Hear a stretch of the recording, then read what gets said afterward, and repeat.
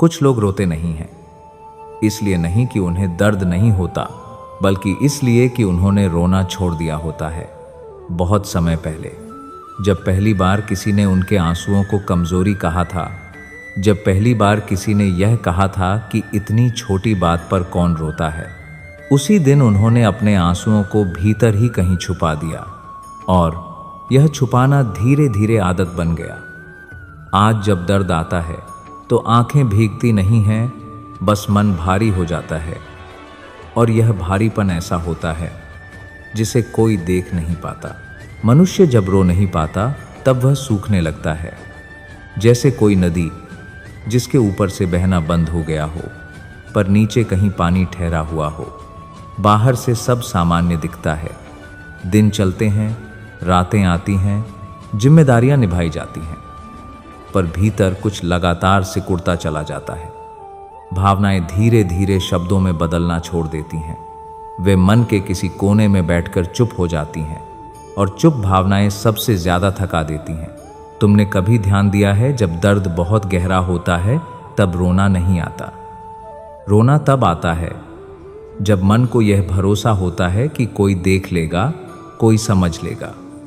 पर जब मन को यह भरोसा नहीं होता तब वह खुद को बंद कर लेता है। तब वह रोने के बजाय सहना सीख लेता है, और यह सहना बाहर से बहुत मजबूत लगता है, पर भीतर बहुत खतरनाक होता है, क्योंकि सहा हुआ दर्द कहीं जाता नहीं, वह बस भीतर बैठता चला जाता है। मनुष्य अक्सर सोचता है कि वह मजबूत है क्योंकि वह रोता नहीं, पर सच्चाई यह होती है कि वह रो नहीं पा रहा होता। उसने अपने भीतर यह नियम बना लिया होता है कि आंसू किसी को नहीं दिखाने हैं, क्योंकि आंसू दिखाने का अर्थ होता है खुल जाना, और खुलने से उसे डर लगता है। डर लगता है कि अगर वह खुल गया तो कोई संभालेगा नहीं, इसलिए वह खुद को समेटे रखता है, और यह समेटना बहुत ऊर्जा ले लेता है। धीरे धीरे मनुष्य यह भी नहीं समझ पाता कि वह दुखी क्यों है, क्योंकि उसके दुख का कोई एक कारण नहीं होता। उसका दुख वर्षों से दबाए गए उन आंसुओं का होता है जो कभी बहे ही नहीं। वह किसी एक घटना पर नहीं रोता, वह पूरी जिंदगी पर रो सकता था, पर रो नहीं पाया। और जब आंसू नहीं बहते तब वे भीतर बोझ बन जाते हैं। बोझ जो मन को हर समय थोड़ा झुका हुआ रखता है। तुमने कभी महसूस किया है कि तुम हंसते हो, बातें करते हो, सबके साथ रहते हो, फिर भी भीतर कहीं कुछ अधूरा सा लगता है, जैसे कुछ बाहर आना चाहता हो पर रास्ता न मिले। यह वही अधूरापन होता है जो रोने से भर सकता था, पर जब रोना रोक दिया जाए तब अधूरापन बढ़ता चला जाता है, और मनुष्य इसे भी सामान्य मान लेता है। वह सोचता है शायद यही जीवन है। मनुष्य को बचपन से यह सिखाया जाता है कि रोना कमजोरी है, कि रोने से कुछ नहीं होता, कि मजबूत वही है जो सब सह ले। और इसी सीख के साथ वह धीरे धीरे अपने भावों से दूरी बना लेता है। वह अपने मन को समझाने लगता है, मत रो, सब ठीक हो जाएगा। पर मन को समझाना और मन को सुनना, इन दोनों में बहुत फर्क होता है। मन को समझाया तो जा सकता है, पर मन को चुप कराना बहुत महंगा पड़ता है। जब मनुष्य रोना छोड़ देता है तब वह धीरे धीरे महसूस करना भी छोड़ देता है, क्योंकि रोना केवल दुख का नहीं होता, रोना मन की सफाई होता है।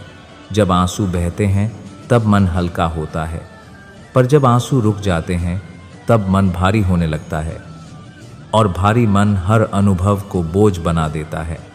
खुशी भी बोझ लगती है, रिश्ते भी बोझ लगते हैं, जिम्मेदारियां भी बोझ लगती हैं। मनुष्य कई बार यह भी नहीं समझ पाता कि वह कब इतना चुप हो गया। उसे याद नहीं रहता कि उसने आखिरी बार कब दिल खोलकर किसी से कहा था, मुझे अच्छा नहीं लग रहा। अब वह बस इतना कहता है, थोड़ा थक गया हूँ, और इस थोड़ा शब्द के पीछे वह बहुत कुछ छुपा देता है। वह आंसू छुपा देता है, वह डर छुपा देता है, वह अकेलापन छुपा देता है, और यह सब छुपाते छुपाते वह खुद से भी दूर हो जाता है। कभी कभी रात के सन्नाटे में मन भारी हो जाता है, नींद नहीं आती, आंखें छत को देखती रहती हैं, कोई स्पष्ट विचार नहीं होता, बस एक अजीब सी बेचैनी होती है। यह वही बेचैनी होती है जो रोकर निकल सकती थी। पर अब रोना भी नहीं आता, बस सांसें भारी हो जाती हैं और मनुष्य खुद से पूछता है, मुझे हुआ क्या है? और कोई जवाब नहीं मिलता, क्योंकि जवाब आंसुओं में था जो कभी बहे ही नहीं। शास्त्रों में कहा गया है कि भावों को दबाना रोग को जन्म देता है। मनुष्य जब अपने भीतर के जल को बाहर नहीं आने देता, तब वह जल भीतर ही सड़ने लगता है और सड़ा हुआ जल जीवन को कड़वा कर देता है। मनुष्य बाहर से शांत दिख सकता है, पर भीतर अशांत रहता है, और यही अशांति धीरे धीरे उसकी मुस्कान को खोखला कर देती है। यह कथा उसी क्षण से शुरू होती है जब मनुष्य पहली बार यह महसूस करता है कि उसका रो न पाना कोई ताकत नहीं है। यह एक चेतावनी है, चेतावनी के भीतर बहुत कुछ जमा हो चुका है। यह एहसास डराता है, क्योंकि इसके बाद उसे अपने भावों से मिलना पड़ेगा। पर यही मिलना उपचार की शुरुआत भी होता है। यदि तुम यह सुन रहे हो और तुम्हें लग रहा है कि तुम बहुत समय से रोए नहीं हो, तो जान लो यह कोई गर्व की बात नहीं है। संभव है तुम्हारी आत्मा बहुत समय से प्यासी हो, और प्यास को स्वीकार करना ही पहला कदम होता है। क्योंकि जब मनुष्य अपने आंसुओं को अनुमति देता है, तभी वह भीतर से फिर से जीवित होने लगता है। मनुष्य एक दिन में रोना नहीं छोड़ता, यह आदत धीरे धीरे बनती है। पहले वह किसी के सामने रोता है और सामने वाला असहज हो जाता है। कोई कह देता है इतनी बड़ी बात नहीं है, कोई कह देता है अब रोने से क्या होगा, कोई यह भी कह देता है मजबूत बनो। और इन शब्दों के बीच मनुष्य अपने आंसुओं को समेट लेता है। वह यह सीख लेता है कि रोना दूसरों को परेशान करता है, और जब मनुष्य यह सीख लेता है, तब वह रोना छोड़ देता है दूसरों के लिए। पर धीरे धीरे वह रोना छोड़ देता है अपने लिए भी। अब जब भी भीतर कुछ टूटता है, वह बाहर नहीं आता, वह भीतर ही जम जाता है। मनुष्य खुद को समझाता है कि वह ठीक है, कि उसे इतनी सी बात से क्या फर्क पड़ना चाहिए, और इस इतनी सी बात के ढेर से उसकी आत्मा भारी होने लगती है। वह यह नहीं समझ पाता कि उसकी पीड़ा का कारण कोई एक घटना नहीं है, बल्कि वे सभी क्षण हैं जहां वह रो सकता था पर रो नहीं पाया। हर रोका हुआ आंसू भीतर एक परत बनाता चला जाता है, और परतों के नीचे मनुष्य धीरे धीरे अपने ही भावों से कटने लगता है। इस अवस्था में मनुष्य को यह भी लगने लगता है कि वह भावुक नहीं है। वह खुद को यह कहकर सांत्वना देता है कि वह अब परिपक्व हो गया है। पर परिपक्वता और भावनाओं को दबाना, इन दोनों में बहुत अंतर होता है। परिपक्व मनुष्य अपने भावों को समझता है, और दबा हुआ मनुष्य अपने भावों से डरता है, और डर के कारण वह हर उस स्थिति से बचता है जहां उसकी आंखें भर सकती हैं। वह गहरी बातों से दूर भागता है, वह अपने मन की गहराई में झांकने से बचता है, क्योंकि वहां उसे वही आंसू मिल सकते हैं जिन्हें उसने वर्षों पहले रोक दिया था। धीरे धीरे मनुष्य भावनात्मक रूप से सूखने लगता है। यह सूखना बाहर से दिखाई नहीं देता। बाहर से वह सामान्य रहता है, हंसता है, बातें करता है, पर भीतर उसकी संवेदनाएं कम होने लगती हैं। जो बात पहले उसे छू जाती थी, अब वह उसे बस सुन लेता है। जो दृश्य पहले उसे भावुक कर देते थे, अब वे उसे बस अच्छे लगते हैं। उसका मन प्रतिक्रिया देना बंद कर देता है, और यह प्रतिक्रिया न देना उसे पहले राहत देता है, पर बाद में वही उसे खाली कर देता है। मनुष्य कई बार यह भी नहीं समझ पाता कि वह इतना उदास क्यों महसूस कर रहा है, क्योंकि उसके पास उदास होने का कोई ठोस कारण नहीं होता। सब कुछ ठीक ठाक चल रहा होता है, पर भीतर एक अजीब सी प्यास बनी रहती है, जैसे कुछ चाहिए, पर क्या चाहिए यह समझ नहीं आता। यह वही प्यास होती है जो कभी आंसुओं से बुझ सकती थी, पर अब आंसू रास्ता भूल चुके होते हैं, और बिना बुझे भाव मनुष्य को भीतर से थका देते हैं। तुमने कभी ध्यान दिया है, कुछ लोग बहुत शांत दिखते हैं, पर उनके भीतर बहुत कुछ जमा होता है। वे ज़्यादा बोलते नहीं, ज़्यादा शिकायत नहीं करते, लोग उन्हें समझदार कहते हैं, पर कोई यह नहीं पूछता कि उनकी चुप्पी के पीछे क्या है, क्योंकि चुप लोग परेशानी नहीं देते। और मनुष्य भी यही सीख लेता है, अगर चुप रहोगे तो स्वीकार किए जाओगे। और इस स्वीकार के बदले वह अपने आंसुओं को गिरवी रख देता है। इस अवस्था में मनुष्य का शरीर भी संकेत देने लगता है। बिना कारण थकान, बिना कारण भारीपन, बिना कारण सिरदर्द, नींद का टूटना। पर वह इन संकेतों को भी अनदेखा कर देता है। वह सोचता है शायद काम ज्यादा है, पर काम से ज्यादा भारी वह बोझ होता है जो भीतर जमा होता है। भावनाएं जब बाहर नहीं आती तब वे शरीर के रास्ते बोलने लगती हैं, और यह भाषा समझने में मनुष्य बहुत देर कर देता है। धीरे धीरे वह यह भी महसूस करने लगता है कि वह खुश नहीं है पर दुखी भी नहीं है, वह बस कहीं बीच में अटका हुआ है।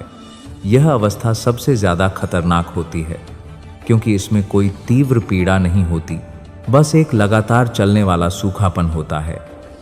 और सूखापन धीरे धीरे जीवन के रस को खत्म कर देता है। मनुष्य जीता रहता है पर भीतर से जीवित नहीं लगता। शास्त्रों में कहा गया है कि जल जहाँ रुका रहता है वहाँ दुर्गंध उत्पन्न होती है। भावनाओं के साथ भी यही होता है।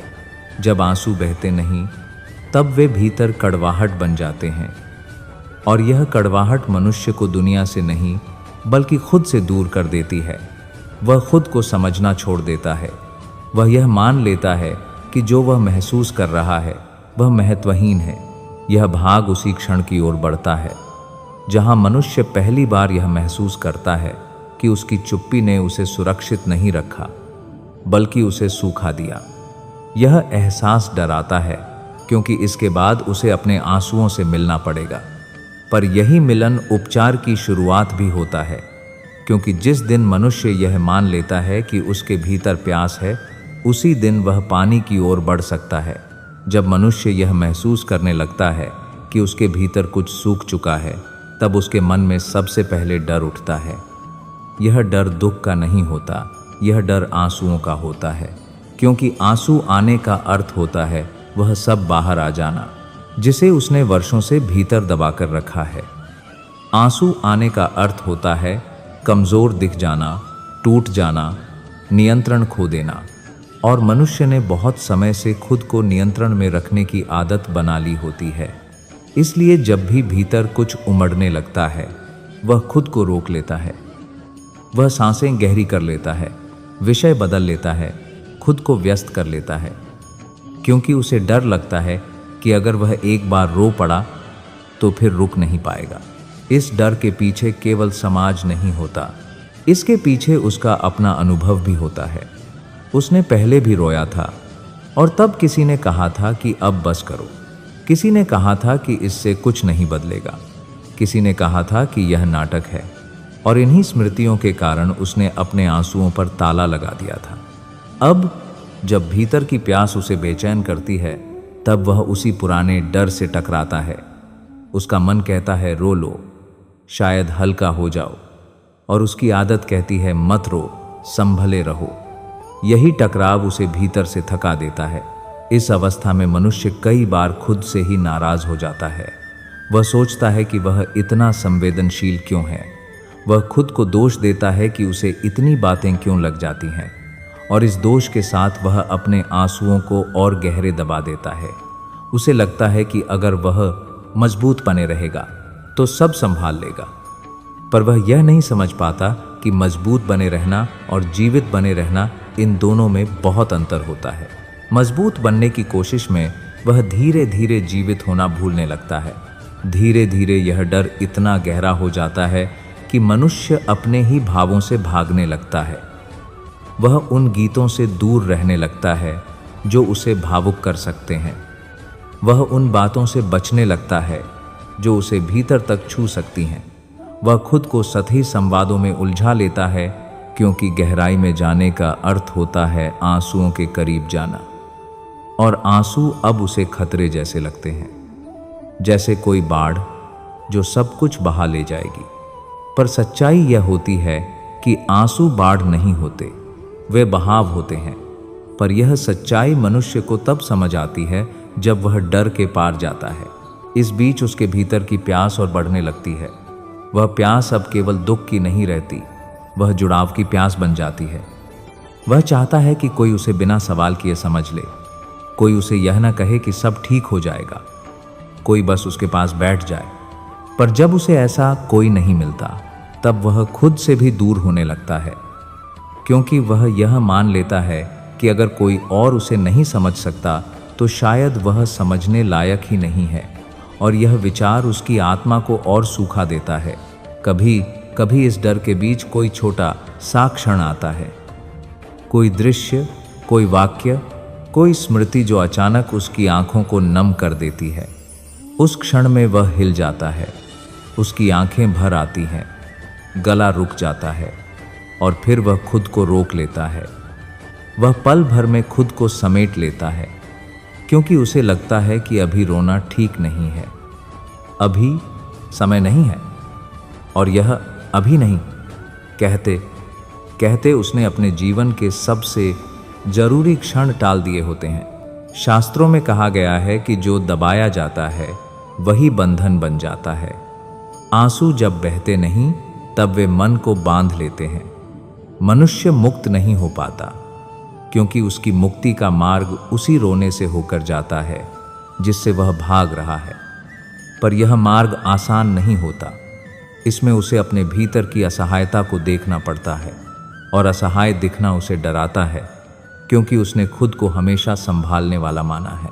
यह भाग उसी संघर्ष को दिखाता है जहां मनुष्य रोना चाहता है पर रो नहीं पाता, जहां वह भीतर से प्यासा है पर पानी से डर रहा है, जहां वह जानता है कि आंसू ही उसका उपचार हो सकते हैं, फिर भी वह उन्हें रोक रहा है। और यही संघर्ष उसे भीतर से सबसे ज़्यादा थका देता है, क्योंकि अब वह केवल दुख नहीं झेल रहा, वह दुख से भाग भी रहा है। कभी कभी जीवन में कोई बहुत छोटा सा क्षण आता है जो भीतर जमी सारी कठोरता को पिघला देता है। कोई बड़ा हादसा नहीं, कोई नाटकीय दृश्य नहीं, बस कोई साधारण सी बात। शायद किसी का एक सच्चा वाक्य, शायद किसी पुराने गीत की एक पंक्ति, या शायद रात के सन्नाटे में आई हुई एक थकी हुई सांस। और उसी क्षण मनुष्य को लगता है कि अब और नहीं रोका जा सकता।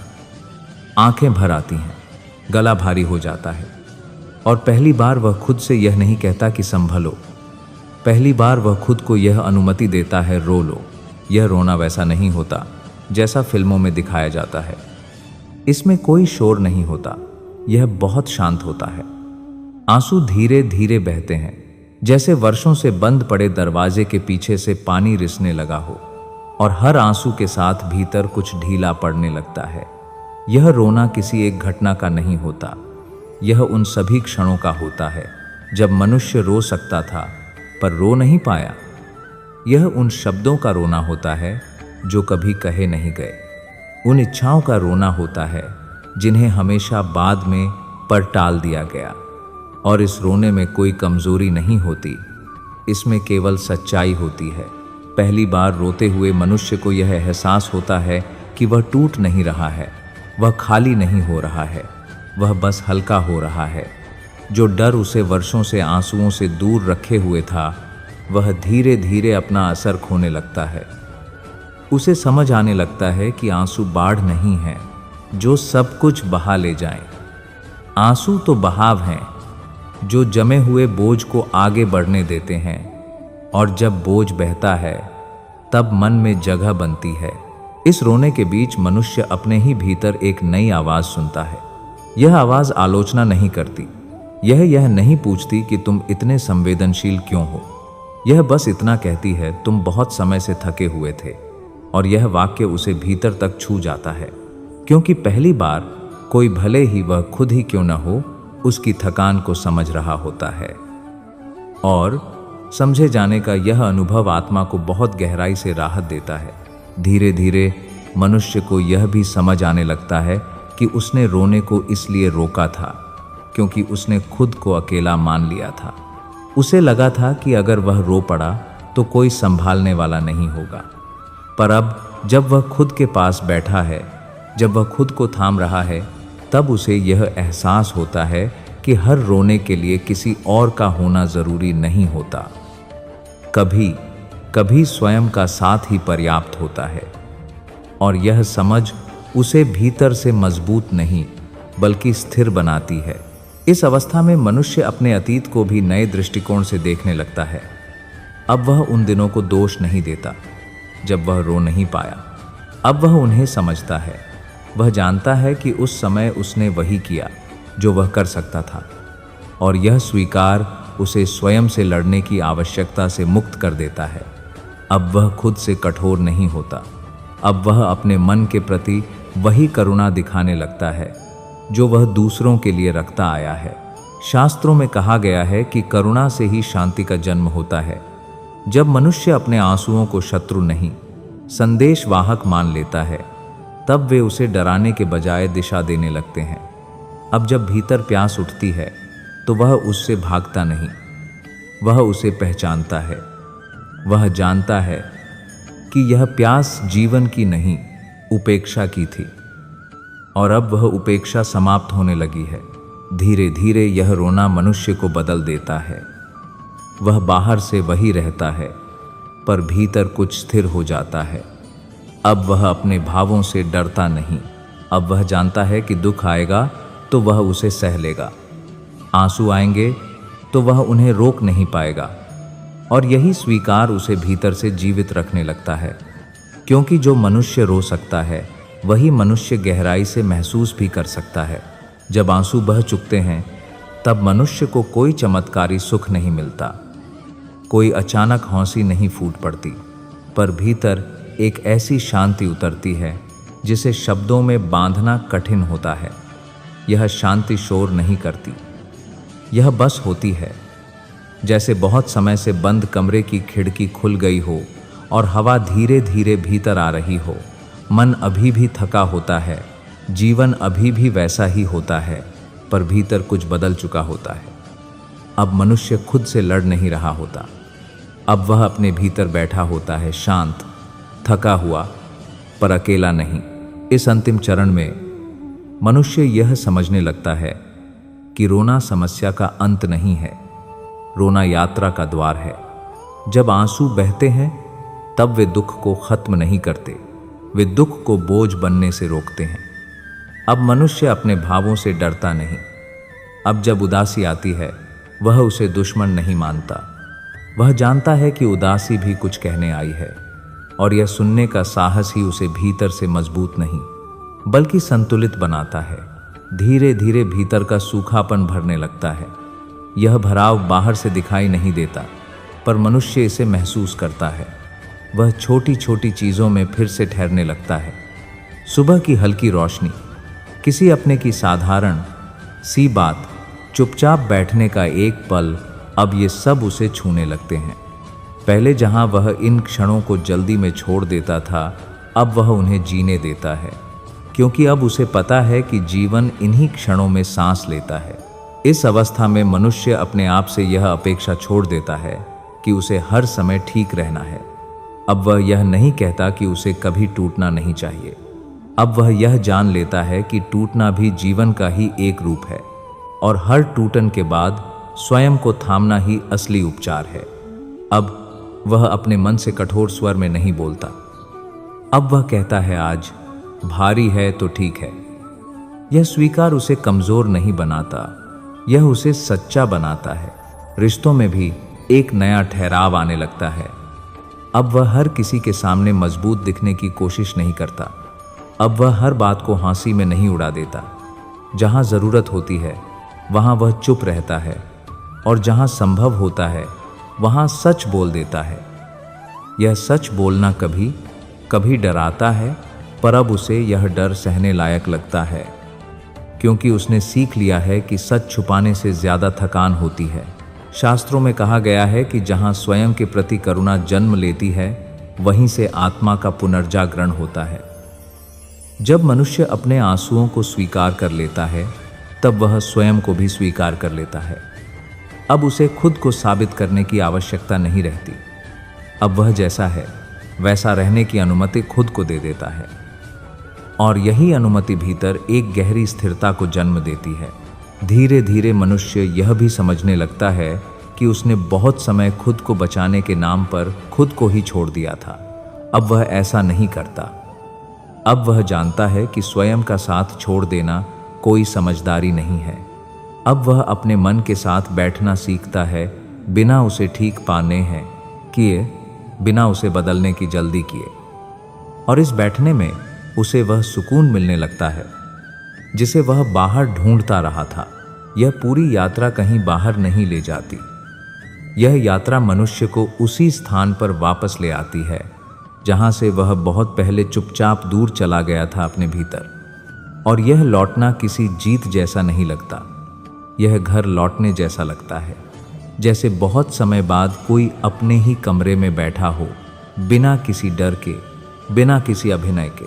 यह कथा यहीं पूर्ण होती है, एक बहुत कोमल पर बहुत सच्चे स्मरण के साथ। अगर आज तुम्हें लगे कि तुम बहुत समय से रो नहीं पाए थे, तो जान लो अब तुम जीवित हो, क्योंकि आंसू उस जीवन का प्रमाण होते हैं जो भीतर अब भी बह रहा है। जीवन तुमसे यह नहीं चाहता कि तुम हर समय मजबूत बने रहो। जीवन तुमसे बस इतना चाहता है कि तुम सच्चे रहो खुद के प्रति, क्योंकि जिस दिन मनुष्य अपने आंसुओं को स्वीकार कर लेता है, उसी दिन से उसकी आत्मा सूखना बंद करती है और उसी दिन से वह सच में जीना शुरू करता है।